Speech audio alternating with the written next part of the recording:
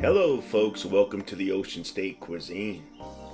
In today's video we're going to be making, or I should be saying, grilling pork chops. And along with the pork chops we're going to be making a cheesy broccoli casserole. Now the chops that I'm using right here I think they're a center cut and they're on the bone. But as we could see, they're really thin pork chops. So these are not going to take that long at all to cook. I ended up adding 2 more chops to the dish, so in total I ended up cooking 4 pork chops. Next we're going to be going over the ingredients and the spices that I'm going to be using for today's dish. First we're going to be using some garlic, and then some fresh ground black pepper.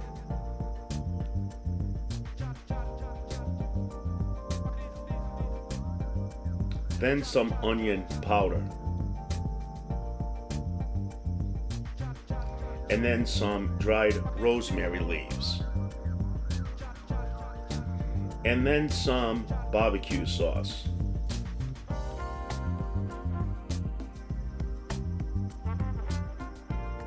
And for the sodium, I'm going to use some soy sauce and some ground thyme. Now, for the barbecue sauce, I don't use a thick sauce. I water this down. So there was only about 1 inch of barbecue sauce in the bottom of the bottle that was left, and I filled up the rest of the bottle with H2O. And then I just gave it a nice shake. And we're going to see the consistency of it right here. The idea is this is used as a marinade. I'm going to marinate this overnight. But if you want to make this that day, a few hours, and you're good to go. So again, this is just to accent the pork chops. And it's going to give it a little bit of a nice sweetness. Now we're going to add a couple of splashes of the soy sauce. Again, this will be our sodium for this marinade. I will be using no table salt.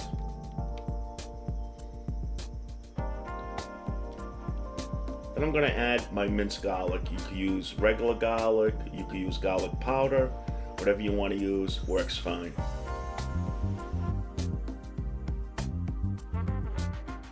And then in goes a good amount of onion powder. Onion on pork chops is awesome.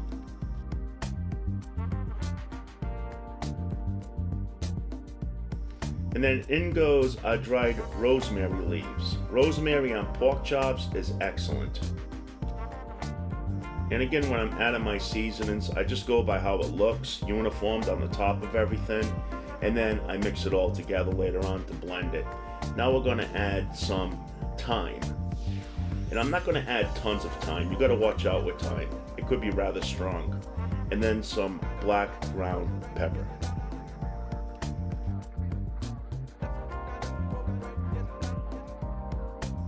And then we're going to give it all a nice stir, incorporate everything nicely, and that's pretty much it for our marinade sauce. And then I'm going to add the chops.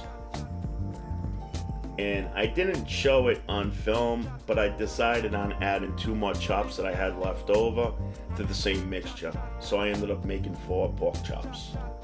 Now I use a really good sealed bowl here with a lid, so that halfway through the marinade process, I could flip the bowl over and it won't leak, to ensure that all sides of the pork chop is going to be soaking in the marinade. Because again, I am going to be marinating mine overnight. But again, if you want to cook yours sooner, you could marinate it for just a few hours. Now, what I'm doing here is that I grabbed a small saucepan and I'm melting down some butter to this pan. This is the start of our cheese sauce for the broccoli.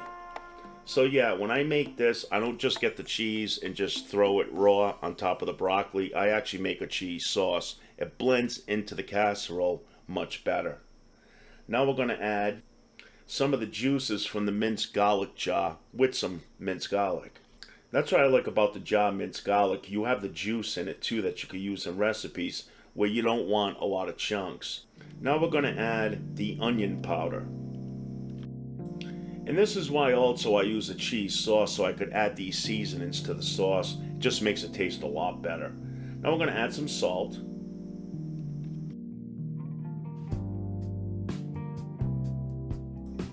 And some ground black pepper. And I'm doing this all like on a medium to a medium-low heat. Just enough where the butter is simmering, but it's not going to burn.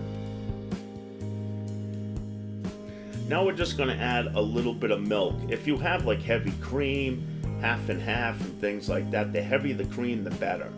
But I just happen to have regular milk. And I don't add too much milk because then you have to add tons and tons of cheese. Or else, as we know, the mixture is going to be way too watery. We want this later on to be nice and creamy. Just going to stir everything together. And now we're going to start adding our cheeses.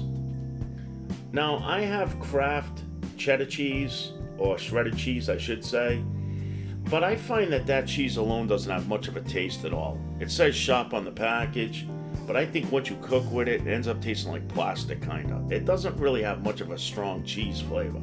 So I'm adding a couple of slices of American cheese, and that's what I'm adding right now.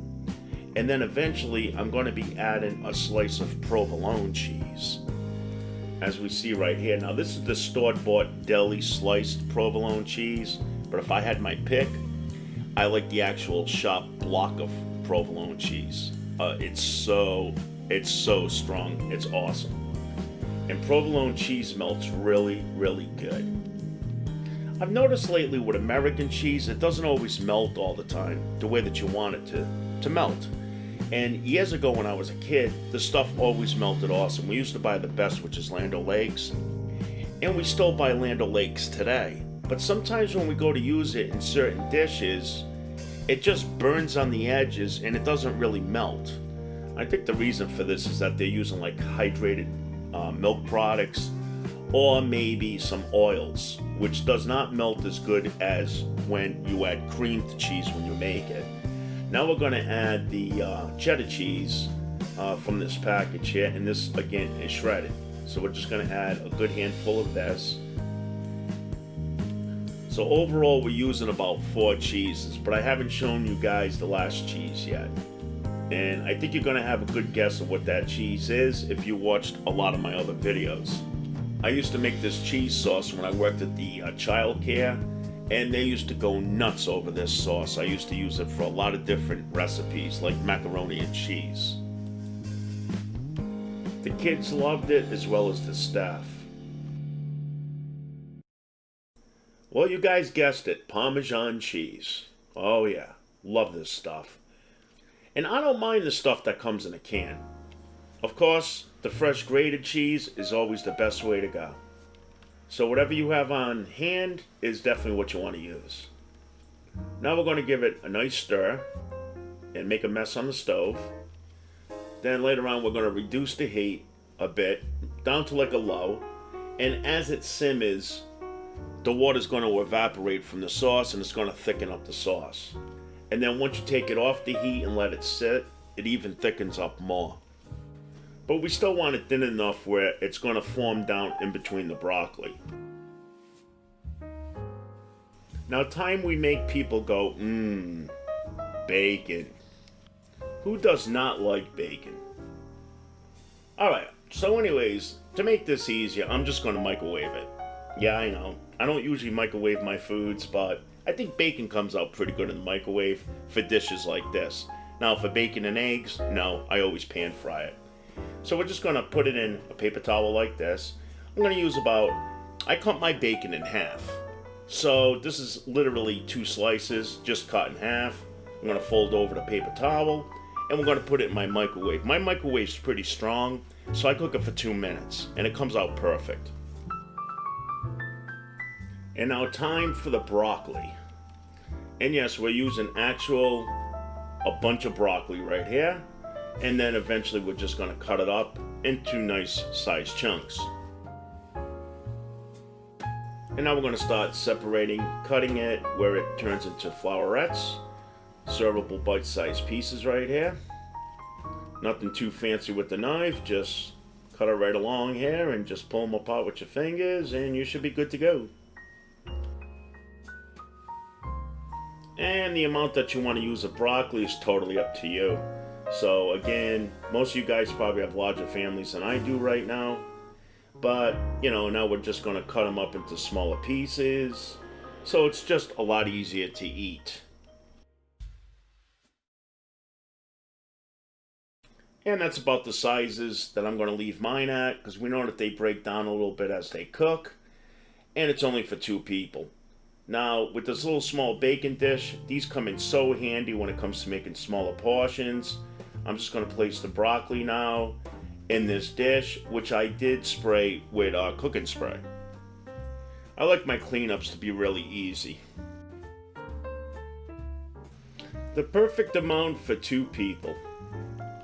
And it fits perfectly inside of this bacon dish. Now we're just going to salt and pepper the broccoli a bit. And then I'm also going to add some garlic powder and some onion powder. Not too much though, because it's already in the sauce, to the broccoli. I find for stuffed peppers and vegetable dishes like this, if you just depend on the sauce alone, the vegetables are still missing something. So I always like to season every step of the way. And then out comes the bacon, and I'm going to try to get it off this paper towel. We're going to see that it came out nice and crisp. It's just breaking apart as soon as I hit it with the blade of the knife.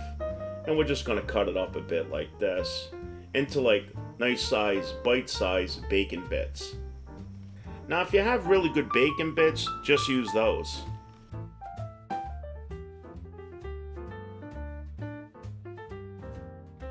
And now we're just going to start to put them on the broccoli.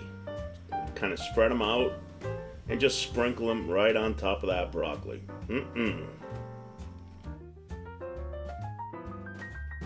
And we want to get every bit of bacon on this broccoli. Now time for the cheese sauce, and we're just going to pour that right over the top of the broccoli. Just like this. Already looks good, it's not even cooked yet. And we're going to just spread it out a little bit with the spoon, but you don't have to worry about this. As it cooks, it's going to spread all over the entire broccoli. And it's just going to melt right down into it also. When we actually went to eat this, there was no pieces uncoated without the cheese sauce. Putting things in an oven is just like magic. Now I'm just dusting the top with some parsley flakes.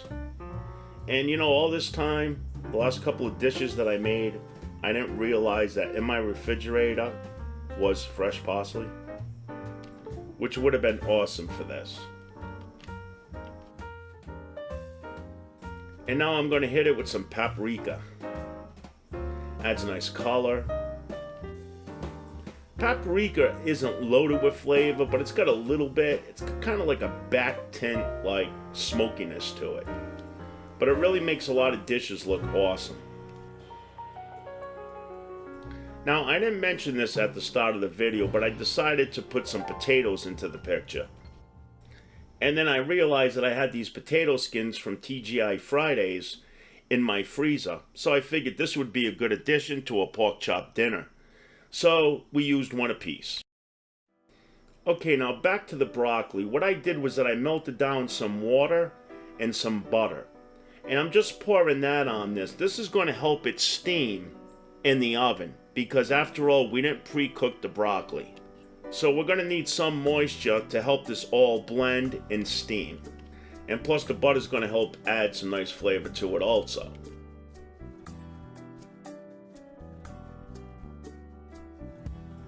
Now we're going to cover it with a piece of aluminum foil. And cover it nice and tight. And then once this is covered, we're going to put it in a preheated oven. I think I put mine on 360. And I cooked it for about 30 minutes. So you want to take off the foil maybe after about 20 minutes. Go into it with a fork, see if it feels tender. And then take off the aluminum and let it brown for about another 5 to 10 minutes. And now it's time to go outside and start using the barbecue grill to grill up our pork chops. And I've got it preheated on medium high to almost high.